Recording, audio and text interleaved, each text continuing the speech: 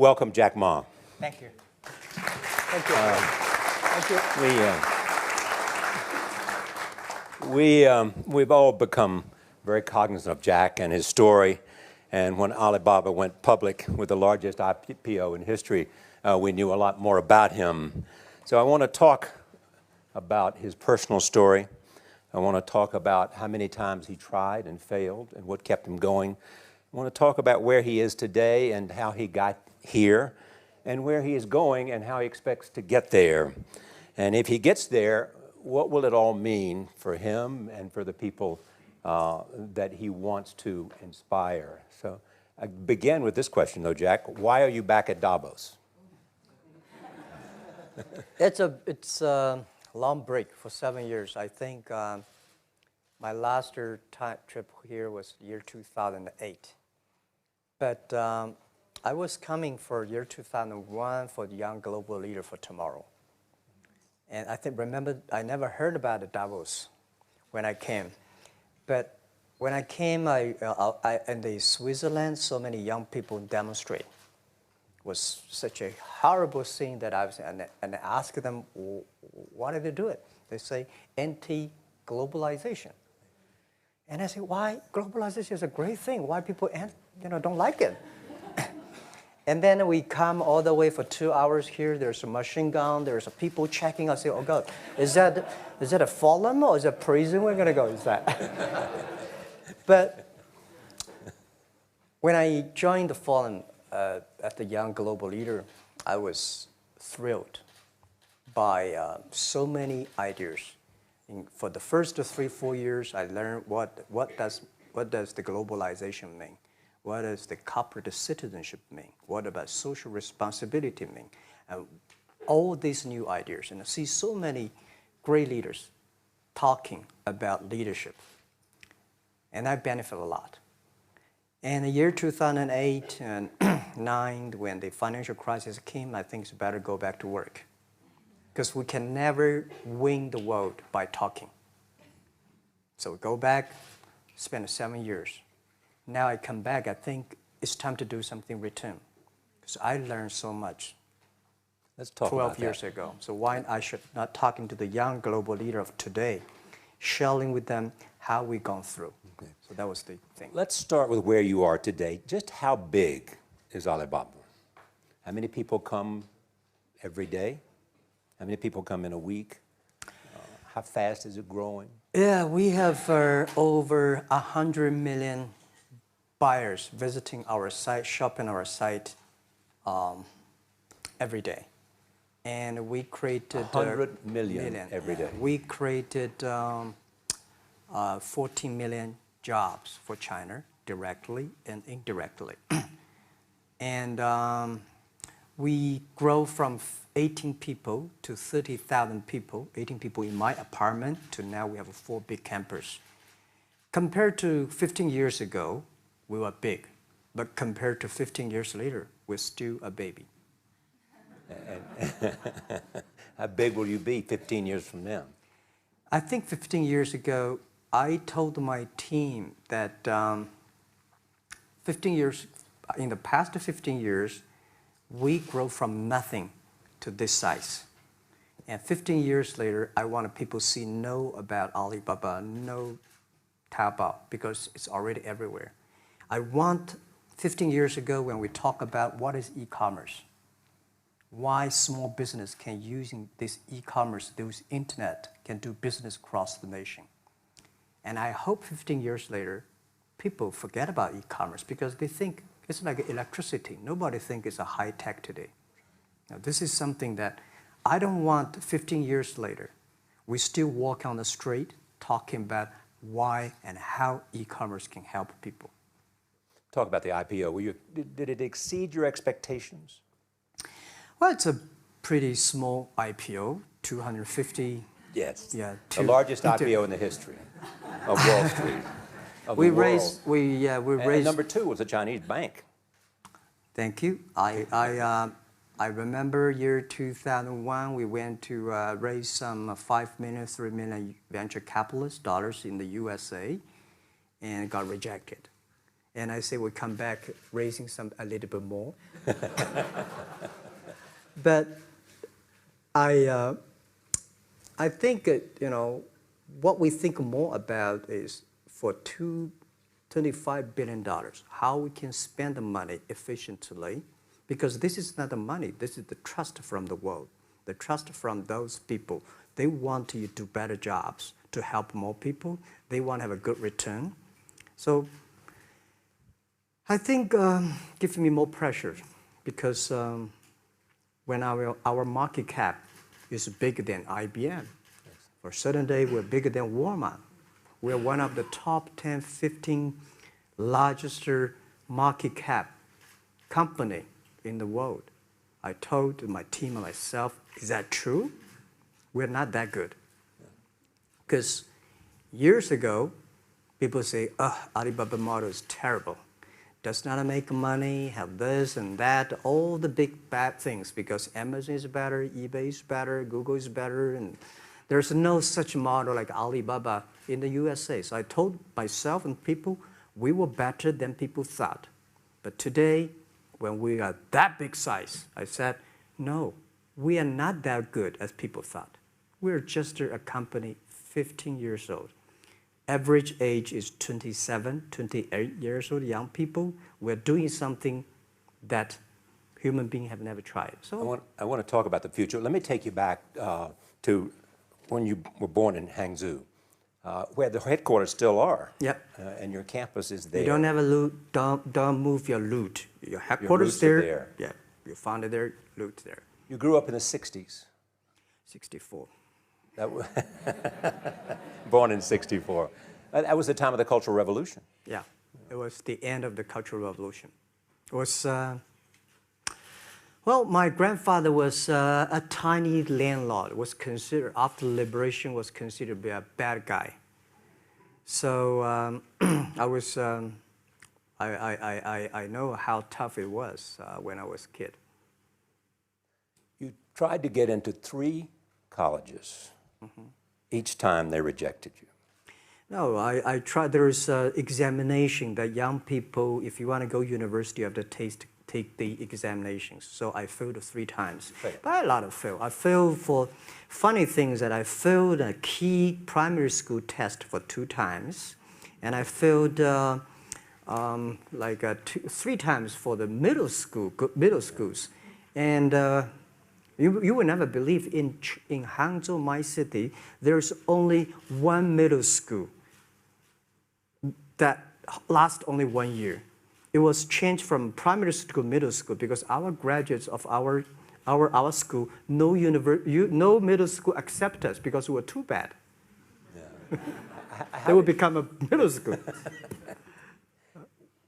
What effect did it have, though, being rejected? Well, I think we have to get used to it. We're not that good. Even today, we still have a lot of people reject us. I think when I graduate from universities, and before I, for 3 years, I tried to fill in the universities. So I applied jobs for 30 times, got rejected. I went for a police. They said, no, you're not good. I went to even the KFC. When KFC came to China, come to my city, 24 people went for the job. 23 people were accepted. I was the only one guy. And we went for police. 5 people, 4 of them accepted. I was the only guy that I received it. So to me, being turned down, rejected. Oh, by the way, I told you that I applied for Harvard for 10 times, rejected. I know I'll be rejected. I just don't want to say that. Yeah, sorry now. 10 times you wrote them and said, I'd like to come to Harvard. Yeah. And then I told myself, someday I should go teach there, baby. I think that can be arranged. Richard Nixon came to Hangzhou. Yeah. And after that, tourists flooded the place. Yeah. And that's how you learned English. Yeah. I really like I don't know why, at 12, 13 years old, at that time I suddenly fell in love into the language, the English. And there's no place you can learn English at that time. There's no books, English books. So I went to the Hangzhou Hotel, now called Hangzhou Shangri-La Hotel, because that was the hotel can receive the foreign visitors. So every morning for 9 years, I showed them around as a free guide, and they taught me English. And I think that changed me. Today, I'm a 100% made in China. I've never got a one-day train outside China. Yeah. And when people talk to me, say, Jack, how can you speak English like that? Why sometimes you talk like an Western guys? I think that was the 9 years. These Western tourists opened my mind because everything they told me are so different from the things I learned from the schools and from my parents. So now I have a habit. Whatever I see, whatever I read, I use my mind. Think about for 2 minutes. Is that how Ma Jun became Jack Ma? Actually, Jack, the name was given by a lady in tennis. She's a tourist. She came here and she said, came to Hangzhou. We become a pen friends. Ma Ring is so difficult to pronounce. So she said, do you have an English name? I said, don't. So can you give me an English name? She said, okay. She said, my father called it Jack. My husband called Jack. What do you think about Jack? I said, good. So I've been using that for that many years. Yeah. First visit to America, 1995? 1995, yeah. I come here for a project helping the local government to building up a highway. And you tried the internet? I tried the internet in Seattle. And in a building called the USA Bank. I don't know whether the USA Bank is still there or not, but it's a building. And my friend opened a small office, which is like only 10% bigger than this room. And there are a lot of computers in there. And he said, Jack, this is internet. I asked, what is internet? He said, search whatever you want. At that time, they used Mosaic, very slow, right? Yeah. And I said, I don't use it. I don't want to type because computer is so expensive in China. If I destroy it, yes, I cannot pay. He said, just to search it. So I searched the first word, beer. I don't know why, because it's easy to spell, baby. And I see beers from Germany, beers from USA, beers from Japan, but there's no beer from China. And I say, okay, type the second word is China. No data. Nothing. Nothing. And I said, 1995. 1995. No data about China. So I talked to my friend. Why not make something about China? So we made a small, very ugly-looking page called China. It's something like I did a translation agency. We listed on there.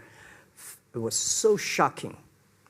We launched at 9:40 in the morning. 12:30, I got a phone call from my friend. He said, Jack, you got 5 emails.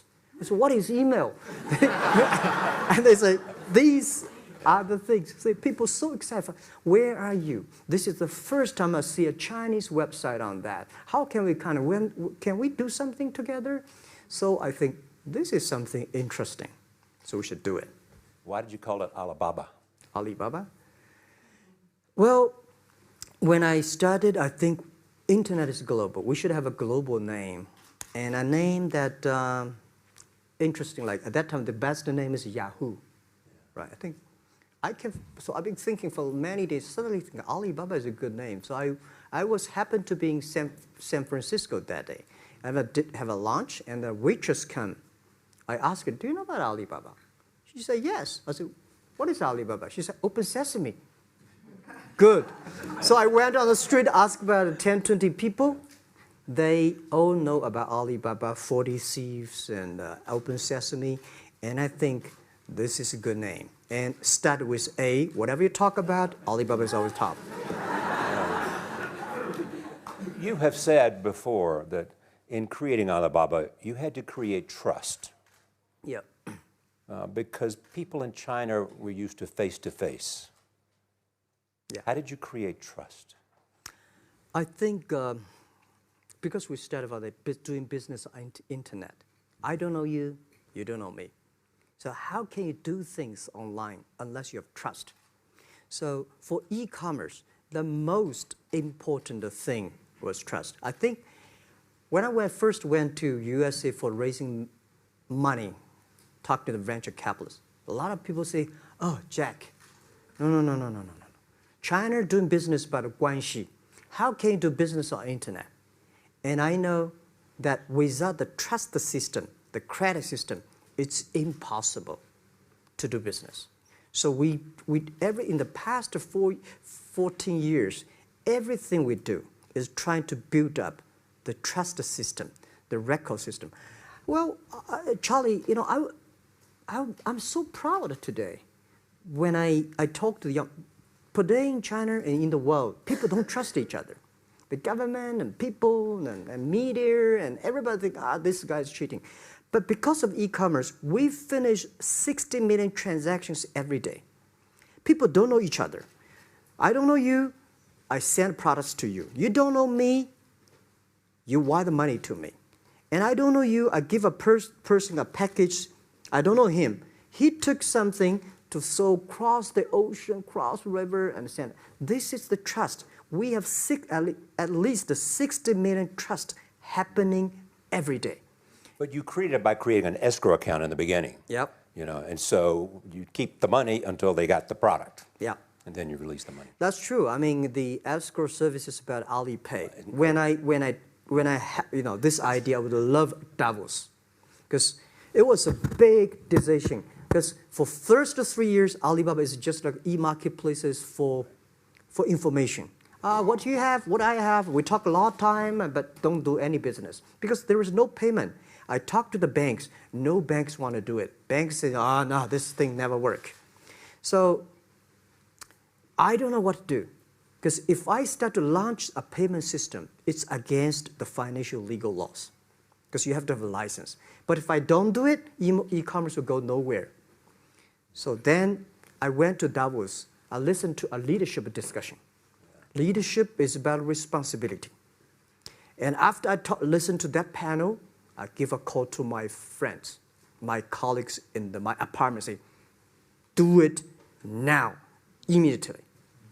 If something wrong, the government not happy about that, if one body has to go to the prison, Jack might go to the prison. Because it is so important for China, for the world, to build up the trust system. And if you did not do it, I said, and do not do it properly, stealing money, money wash, no trust record, I send you to the prison. That was the thing. And people don't like it. So many people I talked to at that time for Alipay, they say, this is the stupidest idea you have ever got. But I say, I don't wear the stupid clever as long as people use it. Now we have 800 million people using this Alipay. Stupid things, if you do it better, is better. Alipay is a privately held thing. It's not part of Alibaba. No, it's a private. Let me talk about money for a second. Yeah. You have never gotten money from the Chinese government? No. None. I want it at the beginning, and later I don't want it, because I think if the company always think about picking money from out of the government pockets, that company is rubbish. Think about how can you make money from the customers and market and then help customers succeed. That's our philosophy. No money from Chinese banks? No. No. At that time I want, and now they want to give me, I don't want it. Yeah. All right. Your relationship with the government. Mm-hmm. Yeah. What's your relationship? I mean, if they didn't, here's what some say, that you have existed in an environment that's not, they have restricted competition for you. And that's a pretty good thing to do for a private company. Yeah.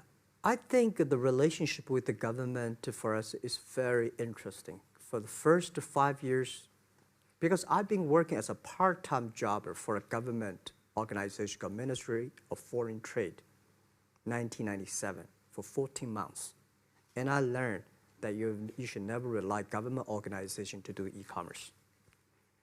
And I started a business. I told my people and team, in love with the government, but don't marry them. Yes. Respect them. And a lot of people say, well, government officers talking about internet, the censorship and this, that, and they worry about. I think it's the opportunity, it's a responsibility talking to them, tell them how internet can help. So you tell them we create jobs. Oh yeah, I think a lot of people debate and fight against them. And in the first 12 years, anybody come to my office, I sit down talking to them, how we can help economy, how we can create jobs, why China will improve by the internet. I think because internet that time is new to any government. And if you convince somebody, and you have the chance. So today I'm very talkative. That probably, this is why I talk to so many people. So, I mean, if the government comes to you and asks you to do something for them. Normally, when government comes say, Jack, can you do this project? I say no. I say no. I can introduce some friends who are interested in doing that for you. But if they continue to want me to do it, I say, okay, I do it, but I don't charge. I hope next time don't come to me again. But recently, we help some government organizations do it. For example, every Spring Festival, the train ticket is so difficult. Hundreds and thousands of farmers work in the cities. In the Spring Festival, they go to the hometown. But when they order tickets on the other way, the whole system crashed for 5 years. So I told my young people, go support them. Don't charge anything. Because I don't want to see millions of farmers go back to city and they cannot buy the tickets. So it's something that it's not for money. It's something it's not for the government. It's for the millions of people. They can buy tickets in the snowy night and they don't have to wait. They just use mobile phone, online, they get ticket. One way stop along the route to where you are in that big IPO was Yahoo. Jerry Yang gave you invested $1 billion. Yeah. $1 billion. Yeah. It turned out to be a pretty good investment for Yahoo. Yeah. But one time after another, you raised this money on your own outside of China with investors. Yeah, I'm very thankful for all the investors because 1999, year 2000, and even at the Yahoo time, a lot of people say this Jack is crazy. He's doing something that we don't understand.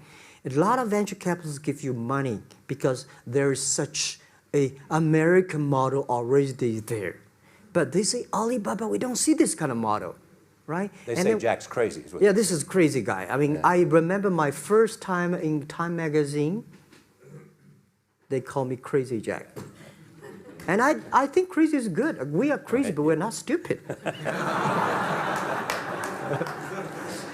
We know what we are doing, but if everybody agree with me, if everybody believe our idea is good, we have no chance. So that's the money we raised. We're very thankful. So when our investors make a lot of money, I feel proud and honored. As you know, in the United States, issues have risen about privacy. Yeah. Google and Apple, and questions of whether the government should have access to files. How do you handle that if the Chinese government says you know a lot about people? You have transactional relationships with lots of people. And they say, we want to see your files.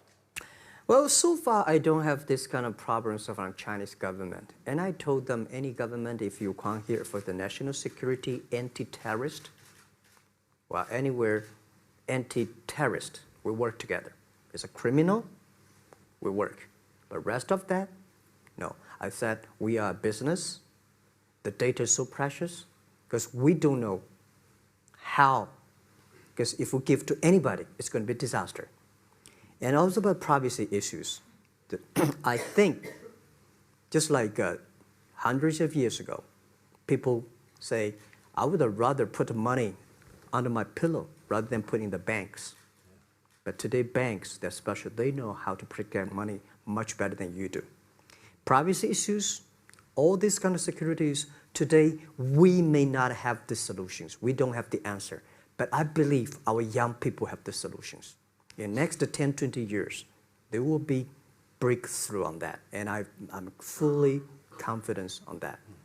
Your life is a testament to the idea that nothing is impossible. That if somebody says no, you say it's just the beginning. Where does that come from? Well, at the beginning, I never thought, I thought when I was young, I said, everything's possible. Now I know not everything's possible.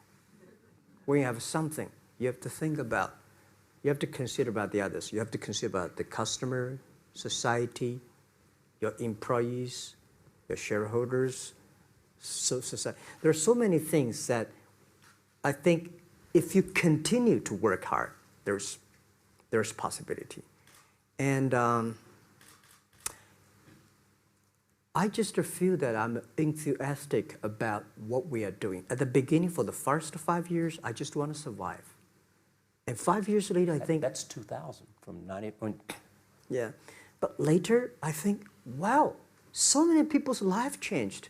I was so excited, you know, for the first 3 years, we made zero revenue.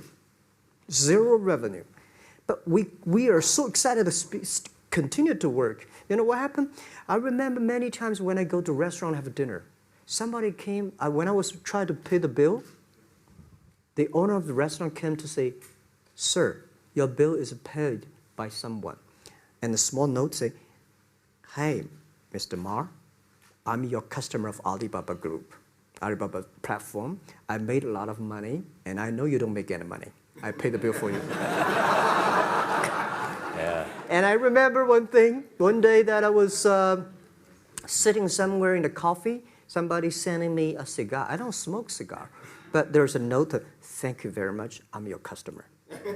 And I remember in the Taobao days, I was at the Shangri-La Hotel in Beijing. When I get on the taxi, the man who opened the door for me, the boy at the gate, he said, "Jack, thank you very much. I'm service here. My girlfriend makes more money than I do on your site."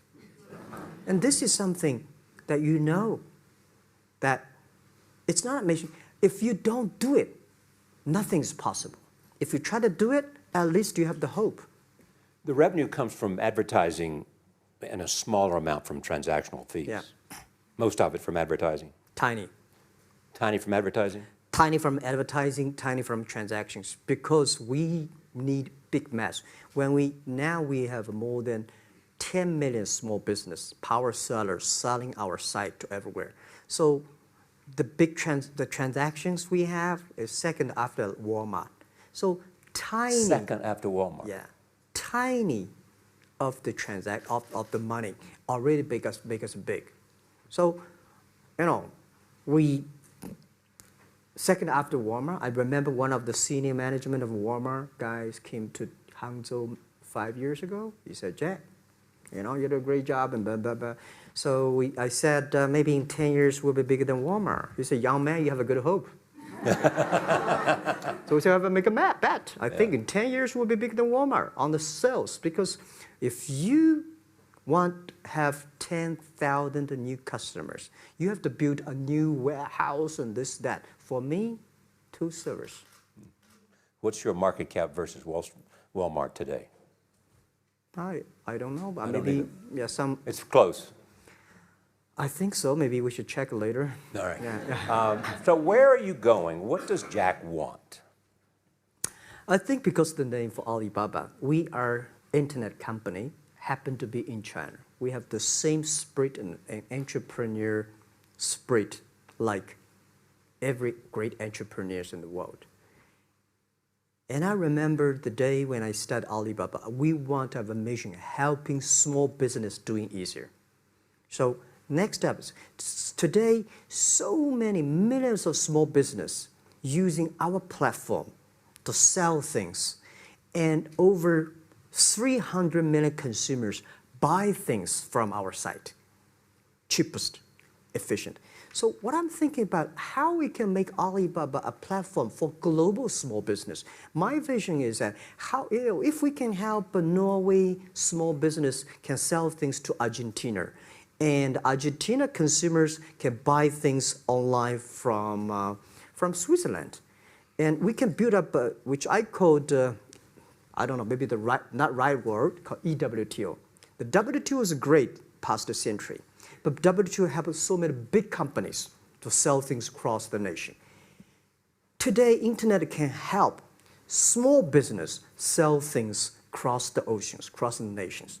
And I hope that we can serve 2 billion consumers. 2 billion consumers. 2 billion consumers. We can help 10 million small business outside China. Help them. Outside China. Outside China. Because we help the American farmers in Washington State almost 300 tons of cherries to China last year. Cherries. Before we sell, the ambassador of US came to me and said, Jack, can you help us selling cherries? In China. I said, what cherries and the fruits? He said, why not? I said, why not? Let's try. So that when we start to sell cherries, the cherries still on the trees. So we start a pre-order, 80,000 families order cherries online.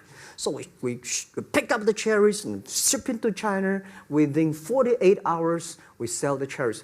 The consumers are so happy. But we got a lot of letters complaint after 3 days. They say, why only 100 tons? Why we should not get more?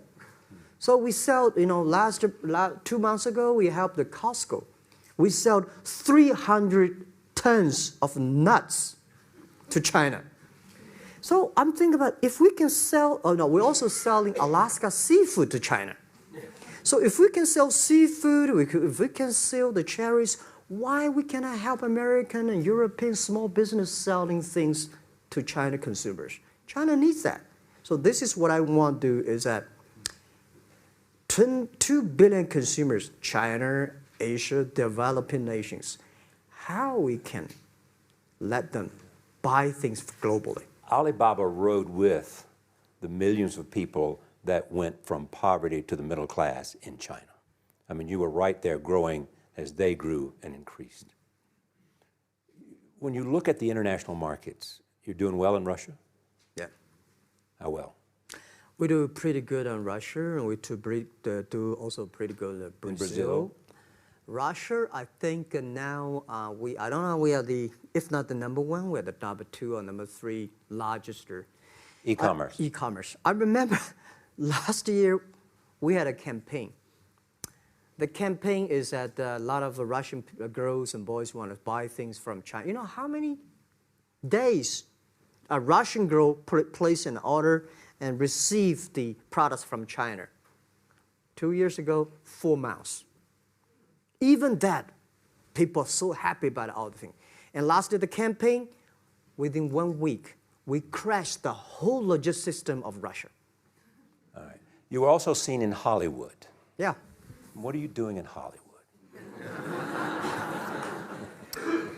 Well, I like the Hollywood innovation and the digital background. I learned so much about the Hollywood movies, especially the Forrest Gump. You love Forrest Gump. I love Forrest Gump. Well, why do you like him? Simple. Never give up. Never give up. People thinking he's done, but he knows what he's doing. And I was very depressed the day, year 2002 or 3 in the States, when a bit earlier than that. I was very depressed when I could not find out a way for the internet. And then I watched the movie in my friend's home, Forrest Gump. When I see him, I think, this is the guy we should learn from. Believe what you're doing, love it, whether people like it, don't like it, be simple. And like the word, life is like a box of chocolate. You never know what you can get, right? I never know I would be here talking to you and talking to Charlie Rose. I never know. But today I made it. I told my people in my apartment 15 years ago, guys, we have to work hard, not for ourselves. If we can be successful, 80% of the young people in China can be successful. We don't have a rich father, powerful uncle. We don't have $1 from bank, 1 cent from government. Just work as a team. So what do you worry about? I worry about it today. Young people, a lot of young people lose hope, lose vision, and start to complain. Because we also have the same period. Because when I got, it's not a good feeling being rejected by so many people. We also depressed, but at least later we find that the world has a lot of opportunity. How you see the world, how you catch the opportunity. So, in the Hollywood gives me a lot of inspiration. You know? But you were out there for business. You were out there because you want to make movies and sell them. I want to make the movie for business-wise. We are e-commerce company. We have a lot of products that need logistic. But movie, TV, these are things you don't need logistic system. And movie probably is the best product that can help Chinese young people to understand. Because one thing I told the Chinese people, my friends, in American movie, all the heroes at the beginning, they look like a bad guy. Terrible things coming, they become a hero. And finally, they all survived. China, if you're a hero, all the hero died. So, because only dead people become the hero. So nobody want to be the hero. So you want to change the Chinese definition of hero? Yeah, I want to say hero. Today we have so many heroes who live in this world. Are you still writing these kung fu novels, or are you just reading them? I read them, and I start to write something. I think it's fun. The kung fu is something you start to think about something that you cannot do. But if you have some luck, if you continue to practice, if you got a good master, if you're a good team, you get expert. So at least to make me, when I'm busy, when I'm tired or frustrated, I read kung fu books. And You also travel with a Tai Chi. Am I saying that right? A trainer. Tai Chi? Tai Chi. Tai Chi. Tai Chi, yeah. What does that do for you, other than keep you in good health? I love Tai Chi. Tai Chi is a philosophy about yin and yang. Yeah. Tai Chi is about how you balance, how you work, like a competition. People say when I compete with eBay, say, you hate eBay. No, I don't hate eBay. It's a great company. You know, they come, I go. You know, Tai Chi is like, you fight here, I go over there. You put it on the top, I go to down, right? So it's a balance, right? You are heavy, I'm small, you know. When I'm small, I can jump. You're heavy, you cannot jump. So the Tai Chi is about a philosophy. I use in Tai Chi philosophy in the business. Calm down. There's always way out. And keep yourself balanced. And meanwhile, don't try to, because business is a competition is a fun. Business is not like a battlefield. You die or I win. Business, even if you die, I may not win.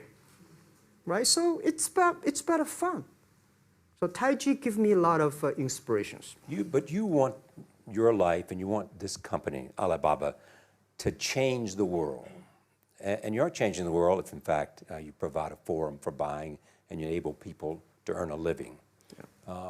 But also, you believe that Alibaba ought to change the lives of women. So what are you doing? First, I think many years ago, I want to change the world. Now, I think if we want to change the world, we change ourselves. Change ourselves is more important and easier than change the world. And second is that I want to improve the world. Because it changed the world, maybe Obama's job. Because my job is to making sure that my team are happy. Because my team are happy, they can make my customer happy. If my customer, they are all small business. When they're happy, we are happy. About women, one of the secret source for Alibaba's success is that we have a lot of women. What percentage of women Well, among one day employees? before, I think 2 or 3 months before we IPO, there's American journalist come to our company. She asked me a question. Jack, I've seen so many women in your company. I say, what's wrong? We have later we find that we have 47% of the employees of our company are women. How many? 40? 47% of our company are women. And we actually had a 51 because we acquired some company these days. They have more men, so balance that. But these are women in top-level positions? 33% of the management are women. And 24% of the senior management, very top level, are women. We have a women CEO, CFO, CPO, Chief People Officer, and we have everywhere. And I think so comfortable to working with them because women, in this world, if you want to win in 21st century, you have to making sure that making other people powerful, empower others, making sure the other people better than you are, then you will be successful. So I find the women, they think about the others more than they think about themselves. Right. Yeah, women think about the kids, husband, parents, much more than the man. And the user-friendliness. A couple of things I want to talk about before we go, because we have less than a couple of minutes. China today, are you worried the economy slowed down? No, I don't worry about it. I think China is doing, it's slowing down is much better than keep on 9%. China today is the second largest economy in the world. It's impossible to keep 9% of the growth. If China still keeps the 9% of the growth of the economy, there must be something wrong. You will never see the blue sky. And you will never see the quality. China should pay attention to the quality of the economy. China should not. So if we have a lot of influence, like the Hollywood movies, things, and we have the sports and these things in the GDP, will be much better. So I think, just like a human growth, you can never, this body can never grow. Certain time, the slow of growth of a body is slow, but you should grow your mind, grow your culture, grow your value, grow your wisdom. I think China is moving to that direction. And you saw Modi in India? Pardon? Did you see Modi in India?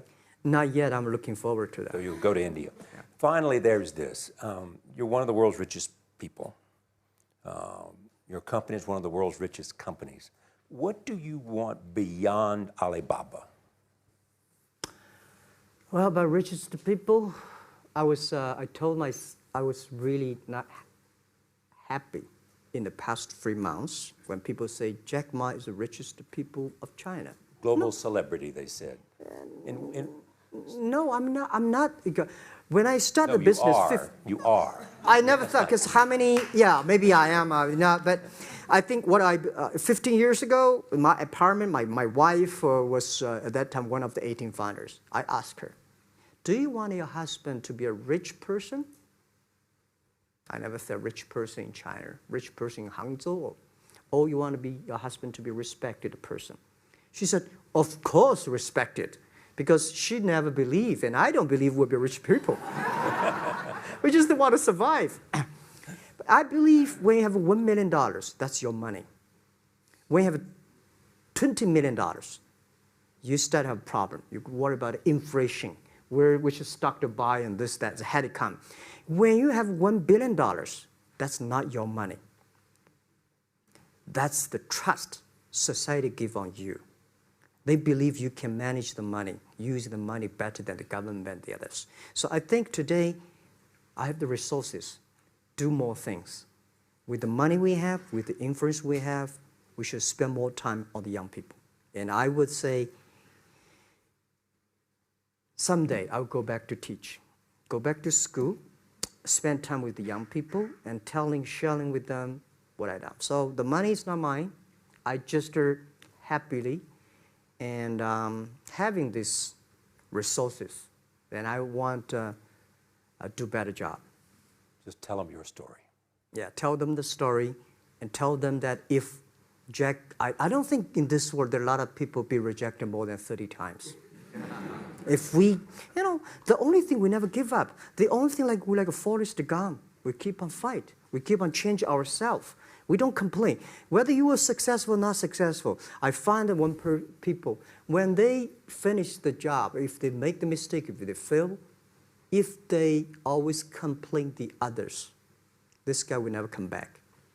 If the guy only check himself, yeah, something wrong with me here, something wrong with me there, this guy has a hope. Jack, on behalf of everybody in this audience and a television audience around the world, thank you for taking your time to be with us. Thank you, Ray.